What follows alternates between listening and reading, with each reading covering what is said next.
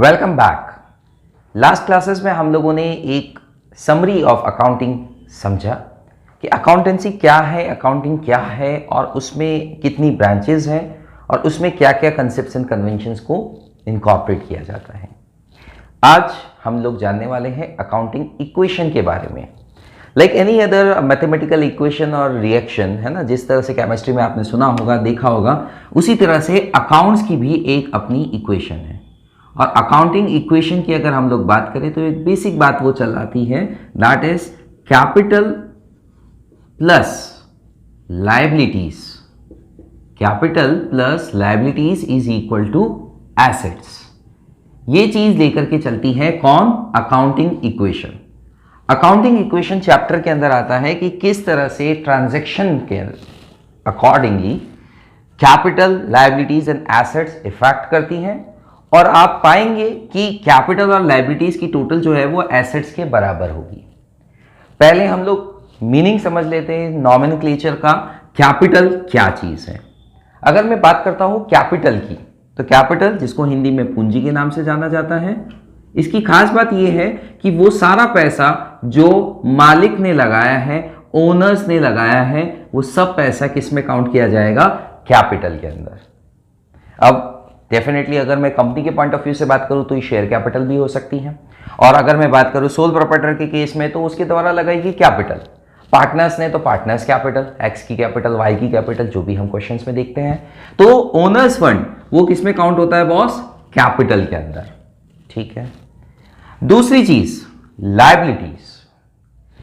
All the external liabilities, all the external debt, उधारी जो business के पास में है, वो सब चीजें शामिल किसमें की जाएगी बॉस? लायबिलिटीज के अंदर। External debts. Now external debts liabilities के अंदर इनकॉर्पोरेट किया जाएगा, और internal, that means owners fund, वो कैपिटल में शामिल की जाएगी। अगर आप इसको ऐसे समझे तो ये दोनों जरिए हैं जिससे इनकमिंग यानी इनफ्लो ऑफ फंड्स होगा। दोनों के थ्रू इनफ्लो ऑफ फंड्स होगा, कैपिटल और लायबिलिटीज के वे में। या तो मालिक खुद लगाएगा या किसी और से उधारी लेकर के लगवाएगा। ठीक है, that is liabilities and capital, जो कि इनफ्लो ऑफ फंड्स का काम करेगी।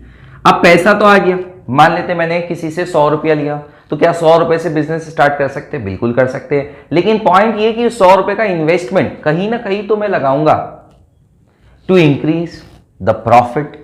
तो मैंने क्या खरीदा? लेट्स से स्टॉक खरीदा, लेट्स से मैंने उससे कोई फिक्स्ड एसेट खरीद ली, है ना, मैंने मान लेते कोई प्रॉपर्टी खरीदने की सोची, कोई शेयर खरीद लिया, कोई स्टॉक खरीद लिया, है ना, तो कोई किराने का material, what I want to say, इस तरह का कोई भी आइटम खरीदा।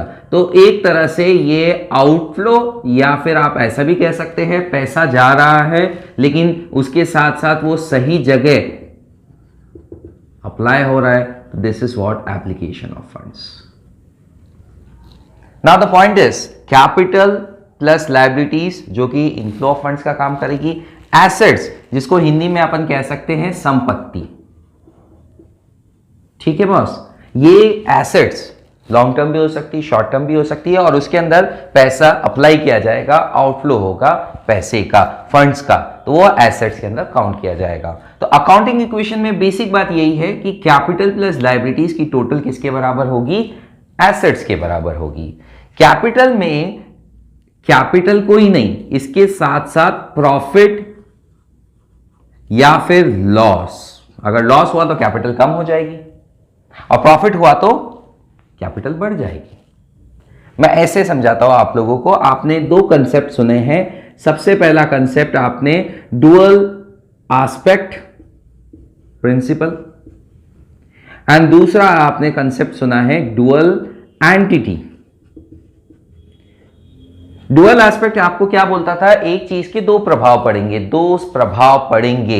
एक तो मान लेते हैं पैसा आ रहा है या और उसके अकॉर्डिंग पैसा जा रहा है। मेरे एग्जांपल में था 100 रुपए लेकर के मैंने बिजनेस स्टार्ट किया, स्टॉक खरीदा, तो 100 रुपए कैपिटल के अंदर एड अप हो गए, और फिर 100 रुपए का स्टॉक खरीदा तो वो एसेट्स के अंदर स्टॉक शामिल हो गया।